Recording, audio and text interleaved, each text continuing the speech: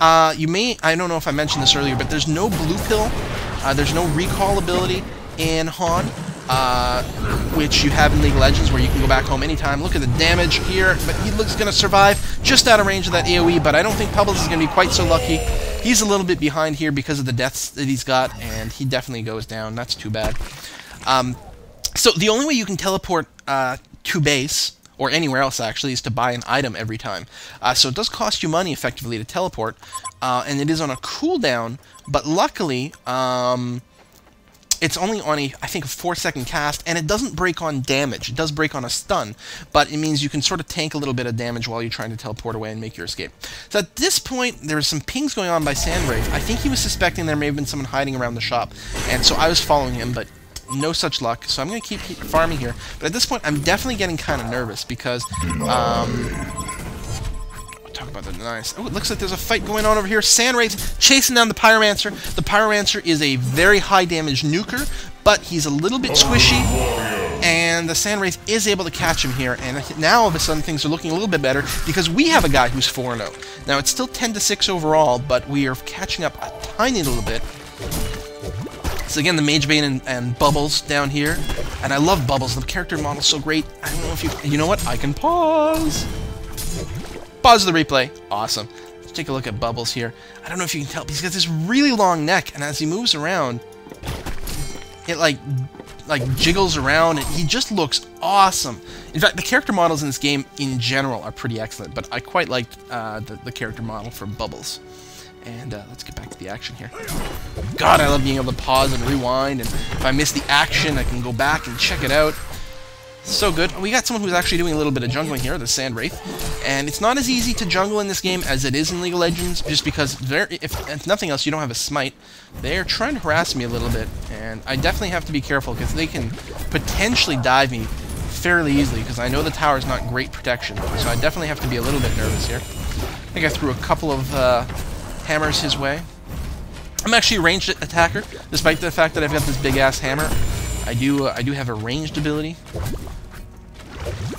I don't know, you know, like, it's kind of ridiculous. It looks like I'm actually, like, throwing my hammer, or throwing a magical version of the hammer. I'm not sure.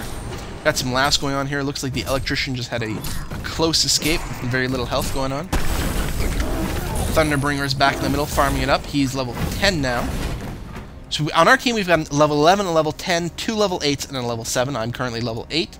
On their team, they have 3 9s and 2 8s. Ooh, now a level 10. So XP-wise, everything is pretty similar. In fact, we're going to get right back to that in a sec. Yeah, in fact, let's take a quick look at these two little panels down here. You can get some great feedback about how the team is doing. The CK, that's for creep kills. So the Legion, that's the bottom, or the enemy in this case, have 79 of them. We have 64, so we're not getting as good farm. And then we've got creep denies. Well, the Legion has denied 16 creeps, which means they killed 16 of their own creeps to deny us the ability to get gold, and also reducing the XP we earn from the creep death. We've denied 31, and that's probably why we seem to be slightly ahead in terms of XP, is because we've denied them more XP, even though we've farmed less gold overall. And in fact, if we look at the experience, they have earned a total of 22,451 XP, so about 22.5k XP. We've earned 24k XP, so we're ahead that way. In fact, I guess this is what this means. We're ahead by almost 1,600 XP, but we're down on gold. We're behind on gold quite a bit, and part of that, of course, is the kills. Every time you die, you lose gold. It's very painful to die, and so that's why we're behind a little bit. So let's play this again. It looks like the Myrmidon has initiated on Pebbles here. Myrmidon's level 10, Pebbles is only level 7. I think this is probably going to be another slaughter. Luckily, there are some other characters around, so we're going to see what happens here. Pebbles is stunned. He's taking a lot of damage from the Myrmidon. He's getting beaten down. But here we've got a couple of dudes coming in from the side.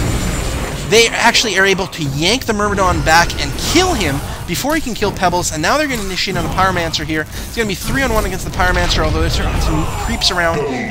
Excellent. They're able to get him. It looks like we've got a double kill here. Really excellent. In fact, it's Pebbles that's got a double kill, so he's redeemed himself quite a bit. These guys got to be a little careful because they're low, but overall, we're doing okay, and luckily there's none of them around. Oh, but they're going to tower dive me again! There's a flash inside a tower range, and I'm trying to get out of there, and I'm probably, hopefully, yeah, I've activated my shield, and I wouldn't get a heal off there, but I don't think it would have mattered. They would have hunted me down, no problem. In fact, the Mage Bane, as he puts more points in the flash, the cooldown gets shorter and shorter. It's a 6-second cooldown now. Oh my god. And after he flashes, he gets a huge bonus to his armor. So he's going to be that much harder to kill. What a great initiator. He's actually got a cool mechanic. His ultimate does more damage the less mana you have left. So that, I think, is a really cool idea. And I don't think it's something that could be translated to League of Legends, because in League of Legends, not everyone has mana. Some people have none, some people have energy, so I don't know how that would work. Although, now that I think about it, doesn't Viger have something like that? Maybe he does. I don't play him, so I don't know. Looks like the Thunderbringers come to the bottom lane here just to help perhaps defend the tower a little bit. Where's Pebbles? So where's me? Where am I at this point? There I am. So I'm going towards the bottom lane, and I think at this point, what's my score looking like? 0-3, not great, and it's definitely become quite dangerous to exist down here. So I think very close to this point, I'm going to make the decision to say, screw the bottom lane. I'm a support character. I'm just going to go and support people. I'm going to start following them around. Looks like we got an initiation here. Looks like they were trying to come around back, and they're going to initiate on Pebbles. No, they're going right by him. I don't know what they're doing. Pebbles is actually going to start things off with an AoE stun. They're going to rip apart Mage Bane. He's able to flash out. He's super low. Oh my god. I guess he's going to be able to escape. What do we got going on here? We've got 3 people chasing down Bubbles. Big nuke coming down on Bubbles, and they finish him off. Excellent stuff. But here's the Myrmidon doing some damage on Pebbles, getting him super low. Here I am, throwing out some heals, throwing out my shields.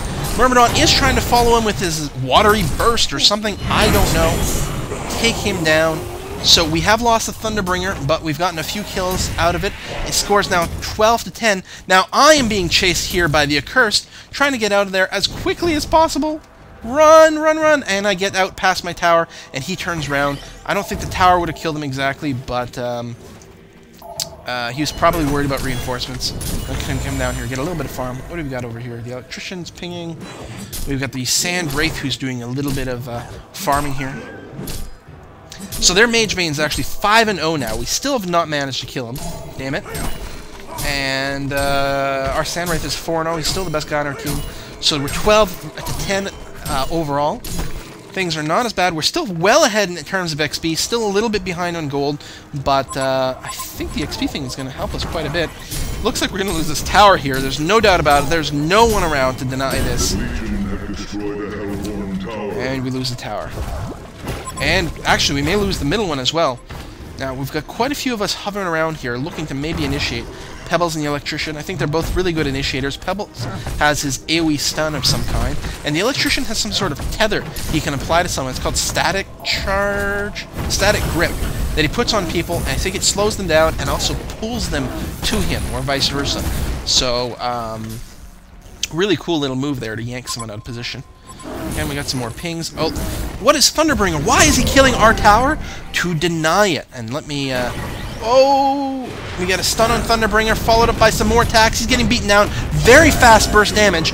But here comes Pebbles from behind to get a kill off, and I've got his cape on, trying to help out Pebbles, keep him up, throw some damage on there. Is my, where's my abilities? Here we go. Yeah, my root was used up as well. Trying to get a kill, and here we go. We're maybe able to catch him here. Oh, he's able to stun us both with his kelp thingy. I have no idea what that ability is called. So yeah, by denying the tower, what we did is we prevented the Legion team from getting gold, or as much gold, for killing the tower.